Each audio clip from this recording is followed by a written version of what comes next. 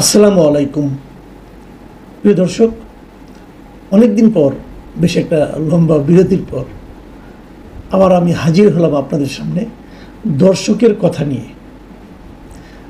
এই অনুষ্ঠানে আমরা দর্শকদের নানা ধরনের মতামত আমার বিভিন্ন কন্টেন্টের প্রেক্ষিতে যা ওনারা করে থাকেন সেখান থেকে কিছু নির্বাচিত মতামত আমরা পড়ে শোনাই এবং দু একটা ক্ষেত্রে আমি হয়তো সেখানে পাল্টা কোনো মন্তব্য করি।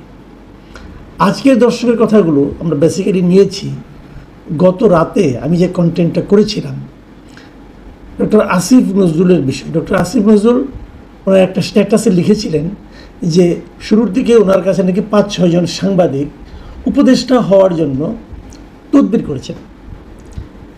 আমার এটা নিয়েই বক্তব্য ছিল, যদি ৫-৬ জন করে থাকেন তাদের নামটা আপনি দয়া করে প্রকাশ করেন। যদি আপনি নামটা প্রকাশ না করেন তাহলে তাবৎ সাংবাদিক তাদেরকে দিকে কিন্তু মানুষ সন্দেহের চোখে তাকাবে। তারা সবাই বলবে যে এই লোকগুলো নিজেকে উপদেষ্টা বানানোর জন্য তদবির করেছিল। এটা টোটাল একটা প্রফেশনের প্রতি এক ধরনের ব্লেম দেওয়া হবে, যেটা আমার কাছে ঠিক পছন্দ হয়নি। বিশেষ করে ওনার মতো মানুষ এ ধরনের একটা ছেলে মানুষীপূর্ণ অভিযোগ করতে পারেন, এটা আমার কাছে ভালো লাগেনি। আমার অন্য কোনো বক্তব্য কিন্তু নাই। কেউ তদবির করতে পারেন না আমি কিন্তু তা বলিনি, তদবির করতেই পারেন, বাট সেই লোকগুলিকে চেনা দরকার। তো উনি চিনিয়ে দেন আমাদেরকে। উনি যদি চিনিয়ে না দিয়ে ৫-৬ জন লোক এভাবে বলেন তাহলে হয় কি, এটা কিন্তু কেবল ৫-৬ জনের উপর স্থির থাকে না, আরও ছড়িয়ে যায়। সেটা আমি পার্সোনালি মেনে নিতে পারি না, কারণ সেটা তো আমার গায়ে আসে। কিন্তু আমি তো জানি কাজটা আমি করিনি এবং কখনোই আমি করব না, কারণ ওটা তো আমি হতেই চাই না। যাও, আমি কমেন্টগুলো পড়ে শোনাই। প্রথম কমেন্টে লিখেছেন হাসান খান সৈয়দ। তিনি লিখেছেন, আপনার অবস্থান স্পষ্ট করার জন্য ধন্যবাদ। যদিও আপনি অনেক আগেই আপনার অবস্থান পরিষ্কারভাবে উল্লেখ করেছিলেন, আর আসিফ সাহেবের অভিযোগ উদ্দেশ্যমূলক বলে আমার মনে হচ্ছে। এর পরের মন্তব্যটা এম নুরুল ইসলাম। তিনি লিখেছেন, এদের নাম না বলে উপদেষ্টা কি সকল সাংবাদিককে অপমান করলেন না? লোভী সাংবাদিকদের নাম প্রকাশ করুন মাননীয় উপদেষ্টা। আমি নিজেও কিন্তু এই দাবিটাই করেছি যে আপনি নামটা দয়া করে প্রকাশ করুন। তসলিম লিখেছেন, কামাল ভাই, আসিফ নজরুল স্যার মিথ্যা বলেন না। স্যার অবশ্যই সত্য কথা বলেছেন। ভাই, জাতীয় পতাকাবাহী গাড়িতে চড়ার শখ বহু মানুষের আছে। আমি কিন্তু তসলিম সাহেব আপনার সঙ্গে দ্বিমত পোষণ করছি না। অনেকেরই শখ থাকতে পারে, সেটা নিয়ে আমার কোনো আপত্তিও নাই। অনেকের শখ আছে, হয়তো আমার শখ নাই, হয়তো কোনটা ঠিক কোনটা বেঠিক এই নিয়ে বিতর্কেও তো আমি যাচ্ছি না। কিন্তু আমার বক্তব্যটা হলো, যেটা আমি করিনি অথবা যেটা জানা মতে আমার পরিচিত অনেকেই করেননি, সেই ব্যাপারে যদি কেউ তার দিকে সন্দেহের চোখে তাকান, এটা কি ভালো হবে? এটা ভালো হবে না। এবং সেই সন্দেহটা কিন্তু আসিফ নজরুল সাহেব তৈরি করে দিচ্ছেন। আমার এই জায়গাটাতে আপত্তি। শখ থাকতে পারে, যদি কোনো শখ থাকে সেটা আমাদের বলে দিন নামগুলো, যে এই লোকগুলো শখ প্রকাশ করেছে। আমাদের তো কোনো আপত্তি নেই, কেউ শখ প্রকাশ করে তাকে আমরা শ্রদ্ধাই করতে পারি, কোনো সমস্যা তো নাই। মোর্শেদ বিলাল খান লিখেছেন, এমনও হতে পারে যে সরকারের বিরোধিতা করা থেকে সাংবাদিক সমালোচকদের বিরত রাখার হীন প্রচেষ্টা। হয়তো সরকারের কয়েকজন আলোচনা করে এটা লিখেছেন, নিন্দা জানাই এর। সরকারের কয়েকজন আলোচনা করে লিখেছেন কিনা জানি না, তবে ডক্টর আসিফ নজরুল লিখেছেন, সেটা নিয়েই আমার আপত্তি। মোহাম্মদ মোশাররফ হোসেন লিখেছেন, আসসালামু আলাইকুম ভাই। ওয়ালাইকুম আসসালাম। আমরা আশা করি সবার নাম প্রকাশ করবে। আর আসিফ নজরুলের কথায় ইউনূস সাহেব যে ছাত্রদের কাছে জিম্মি হয়েছে তার প্রমাণ পাওয়া গেল।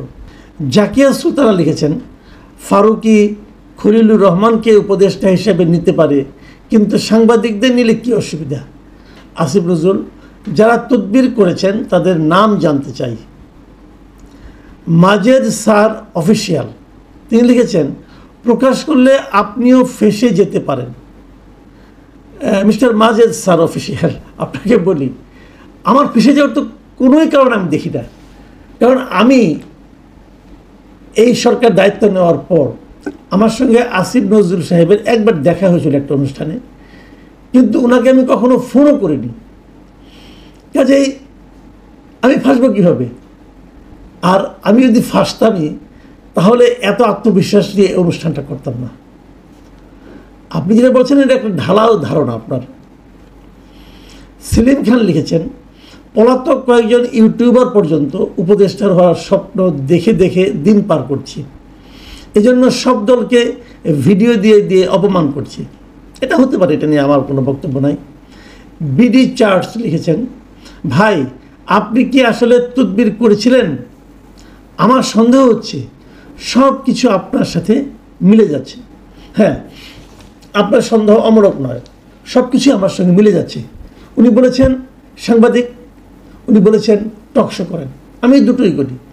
ইন্টারেস্টিং হলো কেবল আমার সঙ্গে মিলে যাচ্ছে তা না, আরও অনেকের সঙ্গে মিলে যাচ্ছে, এবং যতজনের সঙ্গে মিলে যাচ্ছে সেই সংখ্যাটা 5-6-এর চেয়ে অনেক বেশি। এই জন্যই তো আমি আপত্তিটা করেছি। যেখানে মিলে যাওয়ার সংখ্যা যদি 20 জন হয় অথবা 30 জন হয়, সেখানে যখন আপনি 5 জনের কথা বলবেন, কোন 5 জন যদি আপনি ক্লিয়ার না করেন, তাহলে এই 20-30 জনের দিকেই কিন্তু মানুষজন সন্দেহের চোখে তাকাবে।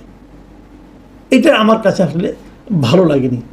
আবুল হাসান লিমন লিখেছেন, আসিফ নজরুল মিথ্যা কথা বলেন, ভুলে যান কেন? আসিফ নজরুল বলেছেন 26 লাখ ভারতীয় চাকরি করে। এটার জবাব আসিফ নজরুল দিয়ে দিতে পারবেন। রিরি লাভস ফ্যান্ডমস তিনি লিখেছেন, আমার বিশ্বাস আপনি একজন সম্মানিত সাংবাদিক, কাজে আপনি আপনার নিজের তদবির নিজে না করে অন্যকে দিয়ে করিয়েছেন। আচ্ছা, এটা হলে তো কিছু করার নাই। এখন যদি কেউ আমার হয়ে করে, সেখানে তো আমার কোনো কিছু বক্তব্য নেই, আমি যেটা বলতে পারবো না। তবে আমি করিয়েছি এটা কিন্তু প্রমাণ করা লাগবে। যে তদবির করেছে উনি যদি বলেন হ্যাঁ মাসুদ কামাল আমাকে বলেছিল তদবির করার জন্য, তাহলে ওনাকে প্রমাণ করতে হবে মাসুদ কামাল আপনাকে কোথায় বলেছিল, কিভাবে বলেছিল, আপনার কাছে কী ডকুমেন্ট আছে। আজকে আমি বলে দিলে তো হবে না, অভিযোগ করলে তো হবে না। তারপরেও যদি কেউ এরকম বলেন কেউ, সেটাও জানতে চাই। আসিফ নজরুল সাহেব বলুন আমার জন্য কেউ তদবির করেছিলেন কিনা, সেটা শুনতে চাই, অসুবিধা এটা কি? মাহবুবা সালমা তিনি লিখেছেন, চমৎকার ব্যাখ্যা দিলেন এবং পরিষ্কারভাবে নিজের অবস্থান জানিয়ে দিলেন। এরকমই হওয়া উচিত। পৃথিবীতে সবার চাওয়া একরকম হয় না। আপনাকে ধন্যবাদ। দীপ্তা চক্রবর্তী লিখেছেন, খুব সুন্দর ব্যাখ্যা দিয়ে আপনি আপনার যোগ্যতারই প্রমাণ দিলেন, এই জন্যই আপনাকে শ্রদ্ধা এবং ভালোবাসি। ধন্যবাদ। শিমুল মোহাম্মদ লিখেছেন, আমার বিশ্বাস হয়তো অনেকে ভুল করে উপদেষ্টা হতে চেয়েছে। বর্তমানে সুস্থ মস্তিষ্কের কাউকে জোর করেও কথিত উপদেষ্টা করতে পারবেন না। জনাব শিমুল মোহাম্মদ, আপনার কাছে এটা মনে হয়েছে, কিন্তু লোভ মানুষের থাকে। আমার তো মনে হয় এই বলা হয় তুমি 10 দিনের জন্য হও, তাও হয়তো অনেকে লাফিয়ে পড়বে। মুসা লিখেছেন, মাসুদ কামাল সাহেব এক এক সময় এক এক ধরনের কথা বলেন, ওনাকে বোঝা খুবই মুশকিলের ব্যাপার। না ভাই, আপনার এই কথার সঙ্গে আমি একমত না। আমি এক একবার এক এক রকম কথা বলি না, আমি সবসময় একই ধরনের কথা বলি। সেটা হয়তো আপনার কাছে মনে হয়েছে এই কারণে, আপনার কাছে হয়তো মনে হয়েছে আমার কথা এক একবার এক এক রাজনৈতিক দলের পক্ষে যায় অথবা বিপক্ষে যায়। হ্যাঁ, এটা মনে হয় স্বাভাবিক, কারণ আমার কোনো রাজনৈতিক দলের সঙ্গে আমি সম্পৃক্ত নই। কোনো রাজনৈতিক দলের প্রতি আমার কোনো স্থায়ী অনুরাগও নাই, স্থায়ী বিরাগও নাই। আমি যদি কোনো রাজনৈতিক দলের কোনো কাজকে ভালো দেখি সেটা প্রশংসা করি, খারাপ দেখলে সমালোচনা করি। এটা কোন দল সেদিকে তাকাই না। সরকারের কিছু ভালো পেলে আমি যদি ভালো মনে করি আমি প্রশংসা করি, যদি খারাপ মনে করি আমি সমালোচনা করি। কাজে এই আসিফ নজরুল সাহেবের আমি অনেক প্রশংসা করেছি, এবারই প্রথম সমালোচনা করলাম, কারণ ওনার এই কথাটা আমার পছন্দ হয়নি। যেগুলি পছন্দ হয়েছে সেগুলো সব প্রশংসা করেছি। কাজে আমাকে বোঝা মুশকিল ঠিক না, আমাকে বোঝা খুব সহজ। আপনি যদি আপনার নিজেকে বুঝেন তাহলে আমাকেও বুঝবেন। এটাই শেষ মন্তব্য। সাইফুল করিম লিখেছেন, মাসুদ ভাই আপনি মাছ ধরতে চান কিন্তু পানিতে নামতে চান না, তা কি হয়? কথা বলতে পারাটা সাংবাদিকতা নয়, সমাধান দেওয়াটার নাম সাংবাদিকতা। আপনি ভাই শুধু সমালোচনা করেন কিন্তু সমাধান দিতে পারেন না। আমি সাইফুল করিমের সঙ্গে এই ব্যাপারে একটু ডিটেল আলোচনা করতে চাই। ভাই, সমাধান দেওয়া আমার কাজ না, পৃথিবীর কোনো সাংবাদিকেরই সমাধান দেওয়া কাজ না। সাংবাদিকের কাজ হচ্ছে কি ঘটছে সেটা বলা, এবং এই ঘটনা নিয়ে মানুষ কি ভাবছে সেটা বলা, এবং এই ঘটনার মধ্যে যদি অযৌক্তিক কিছু থাকে সেটা নিয়ে প্রশ্ন করা, এটা হলো সাংবাদিকের কাজ। সমাধান দেওয়া সাংবাদিকের কাজ না। তাহলে তো সাংবাদিক দেশে সব কিছু করতো। সমাধান দেওয়াটা যারা দেশ চালায় তাদের কাজ।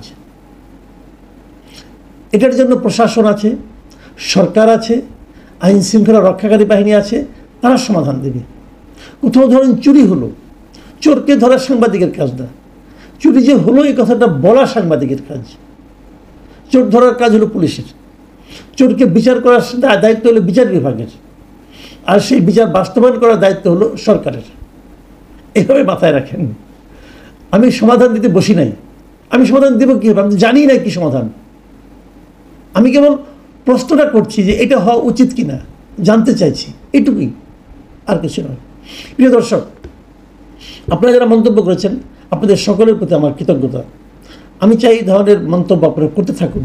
আমরা মাঝে মাঝে যখনই সময় পাবো এগুলো নিয়ে আলোচনা করব, এবং আমি মনে করি আলোচনার মাধ্যমেই ভালো কিছু বের হয়ে আসবে। প্রিয় দর্শক, এখন এ পর্যন্তই। আল্লাহ হাফেজ।